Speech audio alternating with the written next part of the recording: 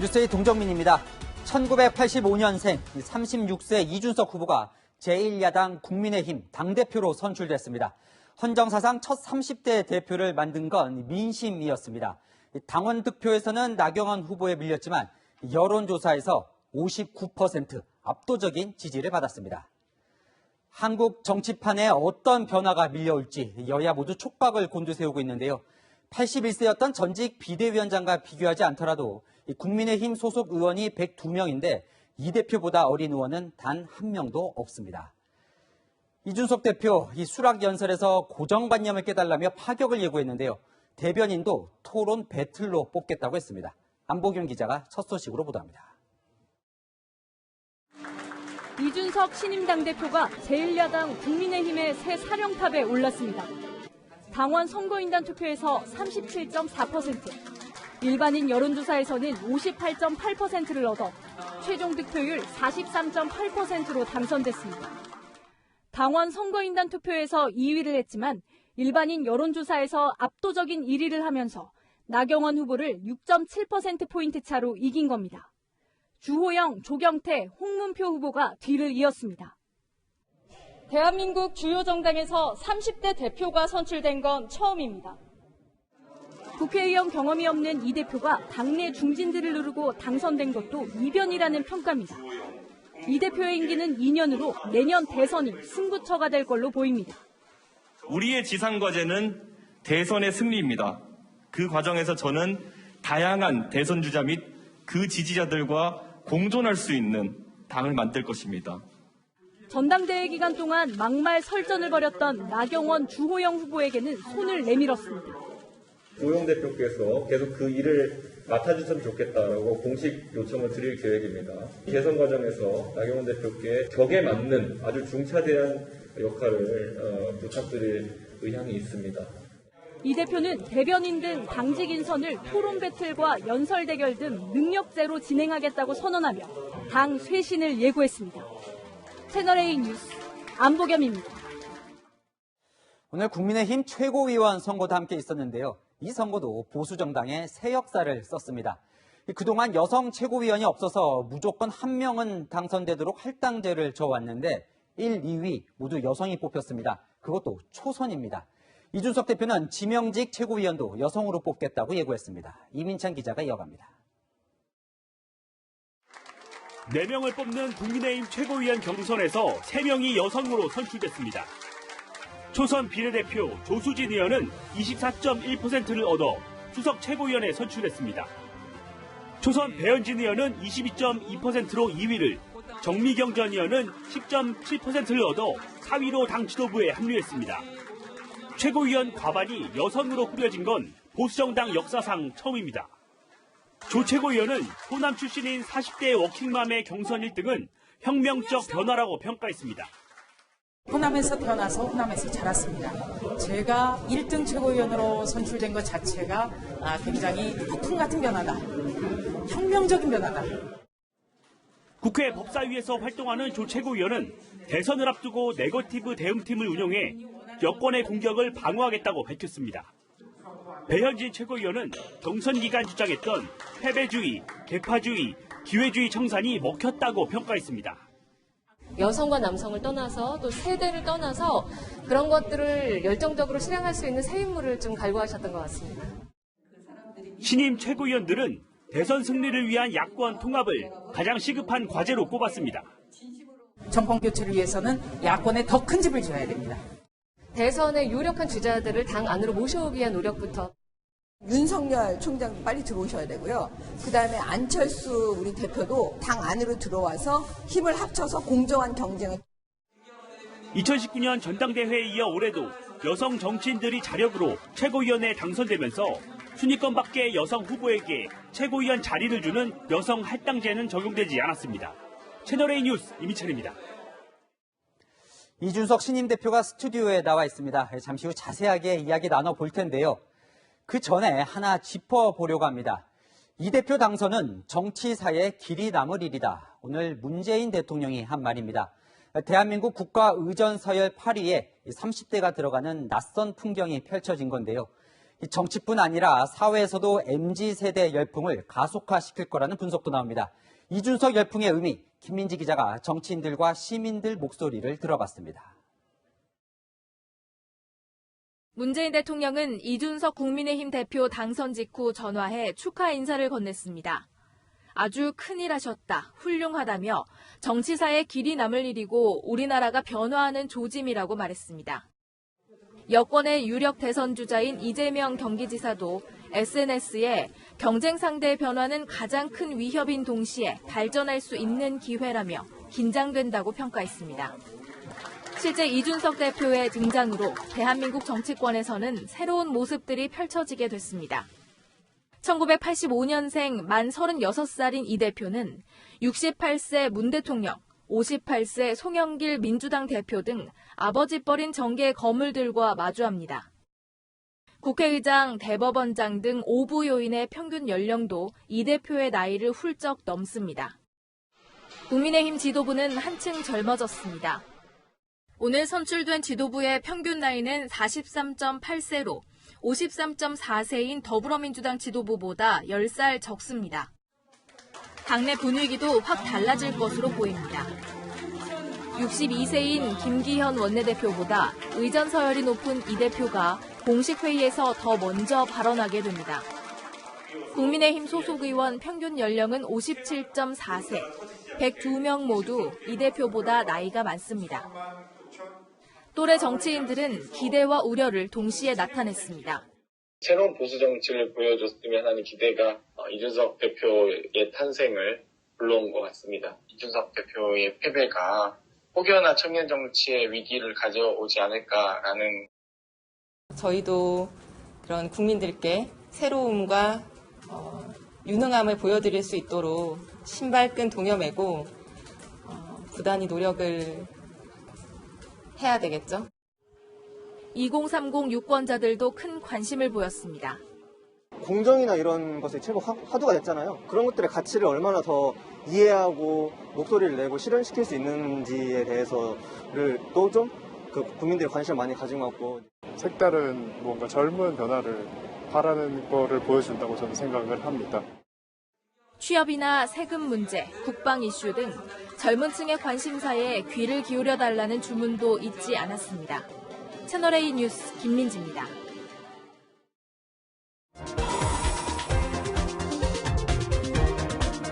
많은 사람들이 저 한간에 가서 트위터 아르바이트 하는 거냐고 물어봤습니다.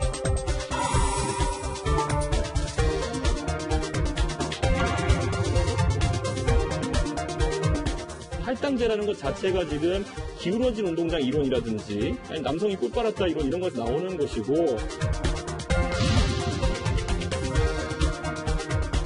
젊은 사람들이 이걸 억가라고 합니다. 억지로 까려고 한다 이렇게 얘기하거든요.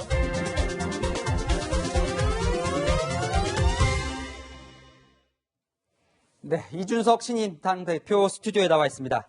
축하드립니다. 예, 감사합니다. 네. 사실 이 정치부 기자들도 출마 선언할 때 솔직히 될 거라고 예측을 못했다고 해요. 본인은 예측을 하시고 나온 겁니까? 저는 제가 한 3등 안에는 당연히 들어서 경쟁할 것이다 라는 네. 확신이 있었는데 저도 두 번째 여론조사에서 제가 1등으로 치고 올라가니까 상당히 당황하긴 했습니다. 언제쯤 확신하셨어요? 저는 제가 대구 서문시장에 가가지고 유세를 할 때 그 서문시장 상임위에 계신 분들이 박근혜 대통령이 정치하시던 걸 이후로 처음으로 이런 경쟁을 본다라고 할 정도로 군중이 많이 몰렸을 때 그때 저는 약간 확신이 왔습니다. 사실 뭐 30대라고 이제 저희가 계속 소개를 했지만 이 국민의힘과 함께한 세월 보면 아까 지금 방금 보신 것처럼 한 10년 정도 됩니다. 예. 쭉 이제 당을 지켜봐 왔는데 국민의힘이 이거는 바뀌어야 된다 하나만 꼽자면 뭘 바꿔야 됩니까? 저는 기본적으로 지금까지 국민의힘이 양대 정당으로서 양대 정당이 공유하고 있는 그런 구태에서 좀 벗어나야 된다 이런 생각을 합니다. 예를 들어 이번에 좋은 기회가 왔던 것이 전당대회라는 거 하는 것이 과거 이제 돈봉투 사건 같은 것을 기억하겠지만은 조직 선거나 아니면 줄 세우기 선거가 되는 것을 그냥 지향했었어야 되는데 이번에 좀 그럴 수 있는 환경이 마련되어 가지고 제가 새로운 시도들을 했었고 그게 아주 좋은 변화가 될 수 있을 거라는 기대가 있습니다. 사실 정당의 운영이 민주적이어야 된다라는 이야기를 많이 하지만은 결코 전당대회 이후에 이어지는 인선이나 이런 걸 보면은 그렇지 않은 경우가 많았거든요. 변화가 필요합니다. 변화하실 겁니까? 변화를 하기 위해서 이번에 제가 사실 선거를 하면서 저도 동원할 수 있는 다른 자원들이 좀 있었습니다만은 적어도 돈 문제에 있어서 남에게 빚지지 않으려고 노력했고 그리고 또 거기에 더해가지고 뭐 조직을 모은 데 있어서 또 빚지지 않으려고 노력했고요. 그런 네. 노력을 통해 가지고 이번에는 개혁을 제대로 해볼 수 있다 이런 생각을 합니다. 당 운영 얘기를 했는데 사실 이제 콘텐츠도 좀 바뀌어야 될 것 예. 같은데 1호 정책 뭘 좀 구상하고 계십니까? 이 청년들 기대도 클 것 같은데요. 저는 우선 청년들이 공정한 경쟁을 바라고 있다는 생각을 많이 했습니다. 네. 왜냐하면 조국 사태나 이런 걸 겪으면서 문재인 정부에서는 결국에는 그 경쟁 자체를 굉장히 왜곡을 많이 시켰습니다. 네. 조금 더 있는 사람이 유리하다든지 아니면 갈라치기를 해가지고 특정 성별에 유리한 제도를 만든다든지 이런 시도를 많이 했었는데요. 이제는 그런 어떤 그 격차를 해소하고 결국엔 공정한 경쟁할 수 있는 환경을 만드는 게 중요하고요. 그래서 네. 제가 첫 번째로 이제 저희 당직자들에게 1호 지시를 했던 게 뭐냐면은 네. 바로 우리 당의 인사부터 예를 들어 당 대변인을 선발하는 것부터 토론 배틀이라는 방식으로 해가지고 네. 남녀노소 누구나 가장 능력 있는 사람이면은 특정 정당대 주자에게 줄을 대지 않고서도 네. 임명될 수 있게 하자 이런 이야기를 했고요. 또 국민들이 정치를 바라보면서 왜 우리는 이렇게 열심히 살기 위해 노력해야 되는데 정치인들은 노력하는 모습 보이지 않느냐. 네. 세상이 몇 번이나 바뀌었는데 아직까지 정치인들은 컴퓨터 활용 능력이라든지 기본적인 논리력이라든지 아니면 해석 능력이라든지 이런 것들이 구급 공무원 준비하고 있는 젊은 세대만도 못하냐 라는 지적을 많이 받았기 때문에 제가 그 공천 관련해가지고 자격시험을 도입하겠다는 이야기도 했거든요. 대선 후보들 말씀이시죠? 아닙니다. 지방선거 그러니까 후보들입니다. 지방선거. 대선 후보들은 제가 봤을 때 시험 없이도 충분히 그런 하고요. 자질이 있다 보시고요. 네. 다만 제가 봤을 때 지방선거는 저희가 3,000명 가까운 사람들을 공천해 줍니다. 네. 그러면 사실상 그 3,000명을 공천관리위원회에서 하나씩 검증한다는 게 쉽지 않기 때문에 저희가 다소 이제 자격시험 같은 걸 둬가지고 네. 거기 통과한 분들이 뭐 공직 후보자가 돼서 국민을 위해 일할 수 있도록 하겠다. 그런 허들을 좀 두려고 합니다. 자, 좀 대선 이야기로 넘어가 보겠습니다. 이제 본격적으로 궁금한 건데 한 9개월 정도 남았어요. 뭐 민심은 모르겠지만 당심이 이준석 대표를 선택한 거라면 이제 대선을 이기라는 건데 비책이 뭘까요? 저는 기본적으로 대선 경선에서 주자들이 많으면은 흥행에 가까워진다 이렇게 봅니다. 네. 지금 어쨌든 문재인 정부의 실정에 대해 가지고 반대 입장을 가진 주자들이 지금 범야권으로 이제 불리고 있는데요. 저는 그 범야권 주자들이 국민의힘을 믿고 당에 들어와서 큰 경선을 치를 수 있으면은 당연히 관심도가 높아질 것이다. 그게 첫 번째 조건이고 두 번째는 대세론이 초기에 형성되거나 승부를 예측할 수 있는 상황이 되면은 관심이 좀 떨어질 것이다. 이런 생각을 하는 것이 지난 서울시장 선거는요. 경선과 단일화의 모범 모델이라 할 수 있을 정도로 나경원과 오세훈이라는 저희 당의 아주 훌륭한 대선에 나가도 이상하지 않을 것 같은 훌륭한 주자들이 경선에서 격돌했고요. 그래서 아름다운 승부를 통해서 오세훈 시장이 후보가 됐고요. 그 다음엔 또 다른 그 저희 당 밖의 대선 주자인 안철수 대표와의 단일화 경쟁을 통해 가지고 또 박빙 승부 속에서 오세훈 시장이 됐고요. 그 관심도와 그런 어떤 컨텐츠의 어쨌든 치열함이라는 것이 국민들한테 녹아들었던 것이거든요. 좀 그렇기 때문에 이번 대선 경선도 충분히 많은 후보들이 각자의 색채를 유지하면서 당에 들어와서 경쟁할 수 있어야 된다. 제가 그래서 오늘 비빔밥 이야기를 했잖아요. 그렇죠. 이거 갈아버리면 큰일 납니다. 그래요. 왜냐하면은 예를 들어 사람 고유의 맛이 있는 것이거든요. 그 고명으로서 맛이 있는 것인데 예를 들어 뭐 어른들은 윤석열 총장 같은 경우에는 탄핵을 주도했던 분 중에 하나고 다만 또 우리 당 안에는 탄핵에 반대했던 분도 계실 거고 또 찬성했던 분도 계실 거고 이분들이 만약에 자신의 색깔을 잃어버린 순간부터 이 경선은 접점이 없어집니다. 그렇기 때문에 저는 이 각자 고유의 생각을 가지고 공정하게 경쟁하는 그런 판을 꾸려야 된다고 생각합니다. 자, 지금 윤석열 전 총장 얘기도 했고 대세로는 좀 위험하다 이런 얘기도 했는데 사실 여론조사만 보면 윤석열 전 총장이 뭐 압도적으로 지금 많이 앞서고 있거든요. 이 대세론 얘기를 하면 윤 전 총장이 좀 불편할 것 같기도 한데 공정 경쟁에 윤 전 총장도 예외는 없다 이렇게 지금 보시는 거죠. 저는 만약에 대세론에 윤석열 총장이 이제 그 이름을 올리기 위해서는 아까 제가 당내 경선을 계속 이야기하지 않았습니까? 당내 경선에 참여했을 때 제 생각에는 오히려 윤석열 총장은 그 대세론에 힘을 얻을 수 있다 이렇게 봅니다. 당 밖의 주자로서 윤석열 총장이 존재하게 된다면은 그때 오세훈 나경원 경선을 통해 가지고 오세훈 나경원 두 분이 같이 상승했거든요. 그런 상황이 저희 경선에서 발생할 수 있기 때문에 전 윤석열 총장도 본인의 여러 가지 구상이 있겠지만은 저희 당에 참여해서 경선을 치르는 것이 굉장히 합리적인 모델이 아닐까 그런 생각을 합니다. 그런데 이제 오늘 보도를 보면 윤 전 총장 측에서 뭐 아직 등판하려면 한참 남았다 이런 얘기도 해요. 좀 언제까지는 입당을 해야 되지 않겠냐라고 좀 생각해 놓은 가이드 시간이 제가 있습니까? 이제 사실 그 나경원 대표께서 9월이라는 시점을 제시하셨을 때 저도 제시를 할 수 있었습니다만은 제가 그렇게 하지 않았던 것은 또 이 경선이라는 것에 대해서 저희가 전당대회는 당의 혁신을 위해서 다투는 과정인데 너무 경선과 대선 주자에 대한 어떤 이야기가 오갈까봐 제가 그 논의를 좀 하지 않았었는데 지금 저한테 물어보신다면 이제 저희가 되셨으니까. 경선 절차가 아무리 저희가 땡긴다 하더라도 8월 중순이나 말 정도부터 저희가 이제 추진할 수가 있습니다. 네. 그렇기 때문에 나 대표님이 말씀하신 시한과 크게 다르지 않습니다. 네. 그래서 제가 봤을 때는 윤석열 총장이 만약 8월 정도까지 만약에 결심을 못하는 상황이다. 네. 그러면 그거는 국민들 입장에서도 좀 답답한 지점이 있을 것이다. 그런 네. 생각이기 때문에 한참 남았다는 그 해석이 저는 네. 그 시점 뒤는 아니길 바랍니다. 자, 이제 8월이면 이제 2달 정도 남은 건데 예. 혹시 뭐 윤 전 총장 측과 좀 소통을 좀 하고 있습니까? 제가 원래 이제 뭐 그 전까지는 밝히지도 않았고 네. 제가 사실 밝힐 수도 없는 전당대회 중간에 이제 그런 상황이었는데 네.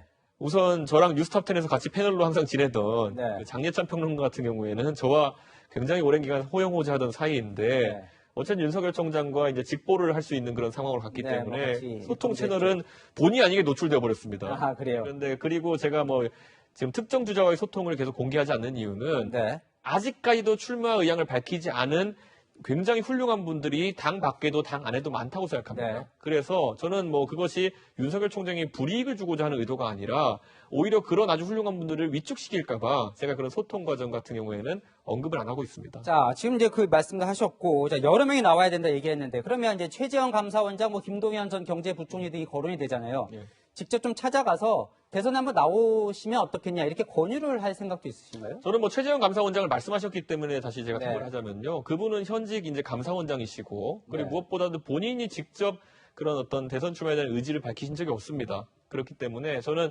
그분이 먼저 그 의향을 밝히시기 전까지는 네. 저희가 정당인들이 가가지고 그분을 자꾸 언급하고 그리고 네. 그분을 영입하려는 자세를 취하는 것 자체가 저는 굉장히 그분에게 좀 신뢰가 되는 네. 부분이 있을 수 있다 해서 그 부분은 좀 자제를 할 것이고요. 네. 다만 또 이제 김동연 부총리 같은 분들은 이미 정치 활동에 대한 의지를 상당히 보이시고 계신 걸로 알고 있고 네. 좋은 연구나 또 이런 포럼 같은 걸 하고 계신 걸로 알고 있기 때문에 제가 그런 곳에는 자연스럽게 참석해가지고 소통할 수 있는 계기가 만들어질 거라 봅니다. 자, 그리고요, 이 대선 경선 룰과 관련해서요, 김기현 원내대표는 예. 좀, 민심을 좀 더 많이 반영해야 되는 거 아니냐. 지금 이제 대선 경선을 이제 당심과 민심 5대5로 정하도록 예. 되어 있는데, 민심 비중을 좀 늘려야 되는 거 아니냐, 이런 이제 생각을 좀 갖고 있는 것 같은데, 거기는 어떻게 보십니까? 저는 기본적으로 당원들이 굉장히 훈련된 유권자로 생각합니다. 네. 이번에도 저희 전당대회를 치르면서 민심이야 이제 사실 언론을 통해서 2차 분석한 자료나 이런 것들을 보면서 판단하시는 경향성이 좀 있었다면은 네. 당원들은 저희가 공약 홍보물 같은 것도 보내드렸고요. 네. 그리고 영상 같은 것들 다 보내드렸기 때문에 1차 자료로 직접적인 판단해서 투표에 참여하신 경향이 높았다 이렇게 좀 보는데요. 네. 저는 그런 의미에서 그 훈련된 유권자들의 의사를 무시하기는 쉽지 않다 네. 생각하고 다만 지금 저희 당원 구조의 문제점이 이번 선거를 통해 노정됐거든요. 네. 예를 들어 호남 당원이 0.8%밖에 안 된다. 네. 아니면 20대, 30대, 40대를 구성하는 비율이 50대나 60대 그것에 비해서 한참 낮다. 네. 이런 것들은 저희가 지금까지 당원들을 모으는 노력을 게을리했기 때문에 있었던 부작용이거든요. 네. 그래서 저는 오히려 당심과 민심의 괴리가 우려된다고 한다면은 당원들을 더 많이 이제 그 당원 배가 운동을 통해 가지고 모집할 수 있는 방식으로 우선 해소를 해보고 그래도 괴리가 만약 우려된다고 한다면은 좀 조정할 수 있겠으나 네. 기본적으로는 당원들에 대한 예의를 지키기 위해서라도 당원들의 조성을 좀 더 변화시키는 그런 쪽에 신경 쓰고 싶습니다. 5대5를 당장 건드릴 필요는 없어 보인다. 이런 원래 모든 생각입니다. 협상이 그게 모두가 동의하지 네. 못하면 원한대로 가는 겁니다. 그래요. 그러면요, 이것도 하나 여쭤볼게요. 자, 김종인 전 비대위원장 대선 전에 영입해야 된다. 네, 저는 말씀하십니까? 대선 전이라는 표현이 어떤 의미인지 모르겠지만은 대선 후보가 선출되고 나면은 저희가 선대위원장을 모셔야 됩니다. 그렇죠. 근데 지난 한 10년간의 대한민국 역사 속에서 대선 선대위원장 역할을 가장 잘 수행하신 분 또는 서울시장 선거에서도 그 능력을 보여주신 분은 네. 김종인 위원장이기 때문에 선대위원장은 제가 정하는 거 아닙니다. 후보가 선임하는 것이거든요. 후보가 만약에 거절하면 어쩔 수 없는 거고요. 그렇고 제가 또 후보가 만약에 물어보신다면은 적절한 인사로 추천을 하겠으나 그건 네. 전적으로 후보가 판단하는 지점입니다. 상대를 아는 것도 중요하잖아요. 여당 대선 주자는 이재명 지사가 가장 유리하다고 보십니까? 저는 그렇다 보고요. 네. 다만 대선 주자는 전장이 어디로 설정되느냐가 중요하다 봅니다. 네. 이재명 지사는 기본소득이나 어쨌든 복지 논쟁의 전장으로 되게 되면은 네. 굉장히 훌륭한 주자가 될 것이고요. 최근에 문재인 정부의 부패 문제가 불거지면서 반부패 영역에 굉장히 강점이 있는 윤석열 총장이 뜨지 않았습니까? 네. 저희가 9개월 남은 대선이 어떤 네. 전장에서 펼쳐질지 그것은 속단할 수가 없습니다. 네. 자, 이 후보 단점이 뭘까 좀 생각을 해보니까 많은 분들이 솔직히 이런 말을 합니다. 토론해 보니까 논리적인데 다소 거칠다. 예. 본인은 따뜻한 아이스 아메리카노가 가능하냐. 예. 겸손과 논리는 겸비하기 어렵다. 이런 말도 했어요. 이런 단점에 대한 보완, 이 부분에 대한 지적은 어떻게 보십니까? 제가 방송을 10년 동안 하면서 그 지적을 안 받았겠습니까? 네. 그래서 뭐 말도 빠르다. 이거는 뭐 이제 교정할 수 있는 부분이니까 교정하기 네. 위해 노력을 많이 했고요. 다만 이제 그 논쟁 과정에서는 저는 거칠다 이제 논쟁적인 것이 옳다 이렇게 봅니다. 네. 그렇기 때문에 제가 아무리 예의를 갖추려고 해도 그 논쟁적으로 보이는 지점에 대해 가지고는 좀 그런 박한 평가를 받을 수밖에 없는 것. 제가 뭐 감수해야 될 부분이라고 생각합니다. 오늘 문재인 대통령과 통화를 하신 거죠? 예. 네, 문 대통령이 오늘 역사의 길이 남을 일이라고 극찬을 했던데 대통령과 만나게 될 거 아니에요? 제1야당 대표. 무슨 얘기 하고 싶습니까? 저는 뭐 대통령께서 오늘도 통화해서 어쨌든 뭐 오늘 G7 회담 가시기 전에 이제 통화를 하셨는데 어쨌든 코로나라든지 위기 상황이 있어가지고 야당의 협조를 좀 구하는 그런 말씀하셨거든요. 그래서 저도 그런 당연히 어떤 위기나 아니면 코로나 상황에 대해 가지고는 저희 야당이 협조를 하겠다 이렇게 말씀드렸고요. 사실 지금까지 저희 여야 간에 골이 깊어졌던 것은 김태년 원내대표 시절에 굉장히 이제 강도 높은 그런 어떤 입법 몰아붙이기를 했기 때문에 저희가 저항할 수밖에 없었던 부분인데 저는 뭐 송영길 대표 체제가 출범한 이후로는 송 대표께서 상당히 전향적이고 개혁적인 움직임들을 하시는 것 같아서 뭐 오늘 언론을 통해서 제가 그 제안하신 걸 들었습니다마는 여야 당대표가 만나서 정기적인 회담을 한다든지 이런 방식으로 협치를 강화할 수는 있다 봅니다. 자, 마지막 질문일 것 같기도 한데 좀 이런 질문일 수도 있지만 대선 주자의 이름이 올라갔어요. 네. 이번엔 뭐 40세 미만 이제 출마 금지 헌법 때는 못 나가지만 그 다음 도전도 좀 생각을 하십니까? 저는 제가 지금 단계에서 제가 좋은 성과를 낸다면은 더 높은 자리에 도전할 수 있는 기회가 생기겠지만은 지금 제가 만약에 대선이라는 큰 판을 그르치게 된다면은 저는 그렇지 못할 거라 생각해서 지금 있는 대선에 집중하겠고요. 다만 저는 정치는 언제나 항상 높은 곳을 바라봐야 된다. 제가 항상 비유하기를 뭐 군대에서 보면 진급을 포기한 대령이 제일 무섭다. 이렇게 얘기하는 것처럼 도전하는 자세를 버려서는 안 된다. 그런 생각을 합니다. 알겠습니다. 여기까지 듣겠습니다. 공정과 공존 꼭 약속 지키길 바랍니다. 지금까지 이준석 국민의힘 신임 대표였습니다.